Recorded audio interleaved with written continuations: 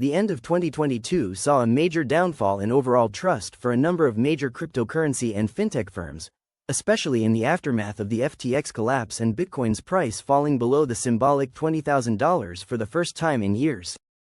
Even though the blockchain and crypto industries have been around for more than 10 years, their acceptance and overall adoption was hit once again by a number of obstacles.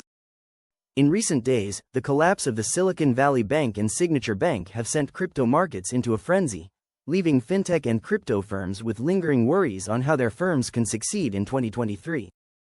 Despite major crypto adoption, one of the biggest challenges crypto firms must still face in 2023 is how crypto regulations will unfold this year. The regulatory landscape for cryptocurrencies is still evolving, and there is significant uncertainty about how different countries and jurisdictions will regulate cryptocurrencies. This creates challenges for firms operating in the industry, particularly as they try to expand globally. Security risks are also one of the major challenges faced by crypto and fintech firms worldwide, as they are vulnerable to various types of cyber attacks including hacking, phishing, and malware. This was something the already bankrupt crypto exchange FTX fell victim to, as it said in January 2023 that $415 million worth of crypto assets were hacked from the exchange's accounts. Moreover, the increasing value of cryptocurrencies is likely to make such attacks more sophisticated and frequent, posing a significant threat to firms and their customers. Moreover, as the use of cryptocurrencies continues to grow, there are concerns about the ability of existing blockchain networks to handle large volumes of transactions. This could lead to delays, high fees, and other issues that could impact the user experience and hinder the adoption of cryptocurrencies. To top it all off, even though cryptocurrencies continue to grow in popularity, many people remain skeptical or distrusting.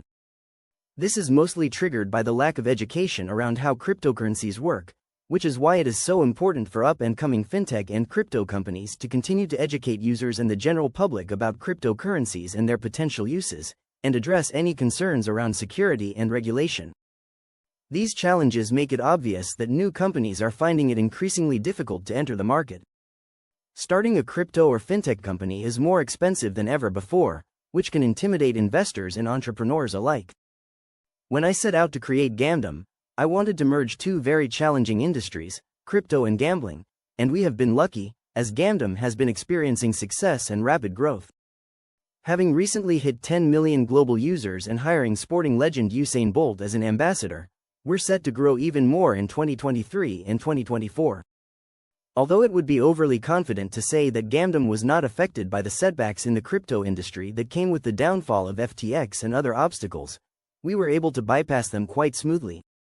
Many in the industry will say that the best way forward is to time launches and releases in accordance with market conditions. However, at the risk of sounding controversial, I believe that is exactly the thing many crypto and fintech companies should be avoiding. The reason behind this is quite simple. While everyone is doing the same thing at the same time, you can distinguish your company by doing something different and unique, which is I think what has helped us distinguish Gamdom from its competitors. Either way, markets, especially crypto markets, are very volatile, so timing your launches and plans in accordance with their performance is an overall risky move. Another thing that will come in handy for crypto and fintech businesses are stablecoins, digital assets designed to maintain a stable value relative to a specific basket of assets like fiat currencies, oftentimes the US dollar. Their utility is especially important during volatile times since they are able to provide stability and predictability while also enabling seamless and efficient transactions. Focusing on stability is also something crypto and fintech companies should look into. The recent Silicon Valley Bank debacle, which saw the $USDC stablecoin briefly lose its peg with the US dollar, as Circle said that $3.3 billion of its cash reserve was with the bankrupt bank, is a great example of why crypto and fintech companies should make sure to spread their portfolio and assets so that they maintain stability. Overall, developing innovative technology and compliance with regulations can also help both crypto and fintech companies succeed in the future. Collaborations with other companies and organizations can also help crypto firms expand their reach and credibility as well as gain access to new markets and customers. I do not think that crypto and fintech companies need any more reassurance that 2023 might be a good year. I am quite bullish for crypto and fintech going forward. After all, the winter must end sometime.